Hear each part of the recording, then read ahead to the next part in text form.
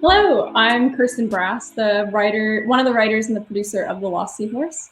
And my name is Benjamin Fieschi-Rose. I'm one of the other writers, the director, and the character designer of The Lost Seahorse. My name's Andrew Strachan, and I am the co-director and compositor for Make Believe. I'm Don Murray. I am the co-director, co-writer, and co-producer of Make Believe. Hello, I'm Matthew Sahagian, and I'm the co-creator, lead animator, and also character designer for Make Believe. Nice.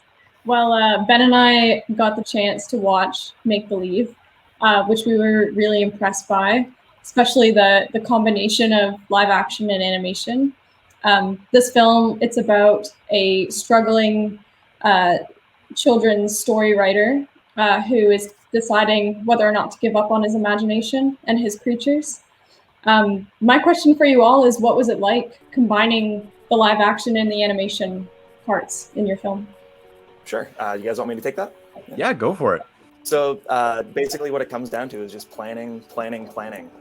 We had spreadsheets and frame counts and everything from when we shot, and we basically just had to take all the info that we got from shooting on set and then make the animation around that. So obviously it was storyboard a little bit beforehand, but basically it was just a matter of taking a look at the footage that we shot and then trying to match the lighting, match the timing, and everything to kind of make it all fit. So it's like building a puzzle after you kind of already have the puzzle kind of half constructed in a way. Yeah, and oh yeah, I was go gonna say, ahead. and we come from the BFTV program at Sheridan, right? So most of our time is spent with the live action side of filmmaking. So it was coming with that kind of practice plus Matt Sahagian's animation stuff that he's done in the back and Andrew's VFX stuff. So it was kind of combining both our schoolwork and also our own individual passions as well. So it was that aspect to it too. Amazing. Yeah, on top of the combination of stop motion and live action, you guys really utilize VFX as like a storytelling tool. So first off, like that's just very impressive. But I was curious, like what the kind of visual influences were, because you guys have a very distinct look for the film. Mm-hmm. I think a big inspiration for us was we're all big fans of Tim Burton's work and that kind of like campy style of 4x3 filmmaking. Obviously, if we want to get really down into it, I guess Tim Burton is kind of inspired by some German expressionism stuff anyway. So there was a lot of watching of old short films and a lot of looking to the past to try to bring a nostalgic kind of warm feel to the film, which hopefully got across. Yeah, absolutely. Yeah, I really loved The Last Seahorse as well. I think the thing that blew me away the most would be your backgrounds and sets. I was wondering if you could elaborate on how you got the worlds of this undersea kind of kingdom to look so just detailed and realistic. Beautiful. Yeah. Yeah, I can take that. Yeah, so that was really important to us when we went into it. Stop motion has an inherent kind of handmade feel, and often uses a lot of man-made materials. But it was important for us to make a really strong distinction between the natural world and the human world. And so we really put a lot of time into figuring out how we could create that distinction in the world of animation.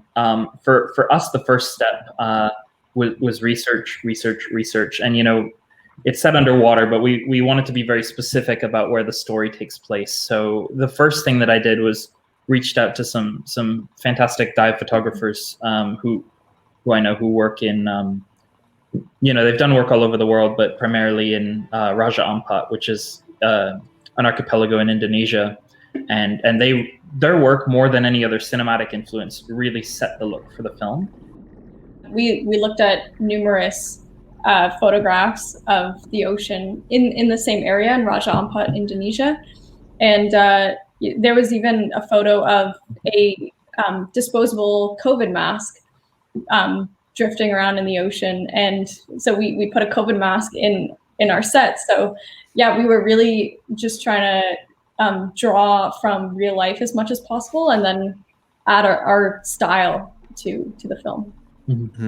One thing I really loved about your film was the way each individual creature moves. Like, it's very anatomical, and like you guys really captured the kind of essence of each creature. I love the crab, by the way. Love the crab. Yeah, that was our animator's favorite thing to work on. It was a slow one to do because, you know, you got 10 legs and 10 eyes and all that. But once sort of the philosophy that we took was like, let's make these creatures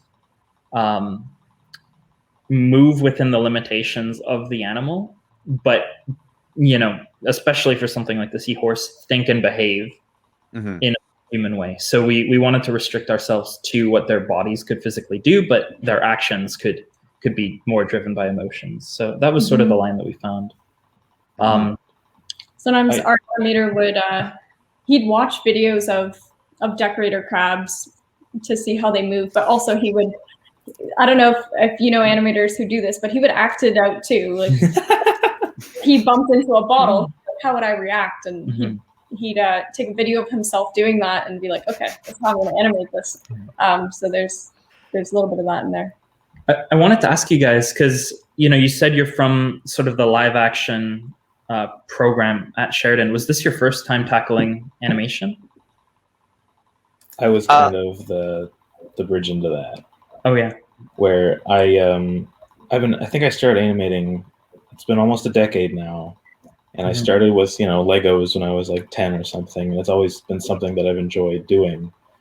And I remember like the specific day that Andrew and I were just like talking, and we'd had like a little what if where it was like, hey, you like visual effects? I like animating stop motion stuff. Like, what if we did something like the scenes in Beetlejuice, you know, like just what if? And then it's, you know, like a year later and it kind of happened. And it's still kind of surreal to me that we did it, and I'm just really happy with how it turned out, because like this is something I've always wanted to do. And like also I just from as an animator, like that your film is gorgeous. Like I love there's so many things about it that I feel like I pick up on. The most important thing about animating these characters is to give them like a character, you know, like give them emotion, because if the audience doesn't see any emotion in them, then why do they care? It's just a puppet. And the fact that they do move anatomically and yet they still emote is really what impresses me. And also that it always just feels so, like it just feels underwater. Well, thank you, everyone. It was so great chatting with the team of Make Believe. Thank you for chatting with us. If you want to catch the Lost Seahorse, our film is screening at the Wolf Performance Hall Friday, October 22nd at 10 a.m. And if you want to see more about the making of the Lost Seahorse and follow along on our festival journey, check us out on Facebook or Instagram at the Lost Seahorse Film. It was an honor talking to you all as well. Be sure to catch Make Believe playing Tuesday, October 19th at 9:00 p.m. at Wolf Performance Hall in London. And you can also check out some behind the scenes and other things like that on Instagram at Make Believe Movie. Awesome. I'm looking forward to seeing all of you guys at the festival. It's going to be a lot of fun. And you can check more out about Forest City Film Festival at fcff.ca. So there we go. All right. It's a pleasure, guys. See you guys. See you at the festival.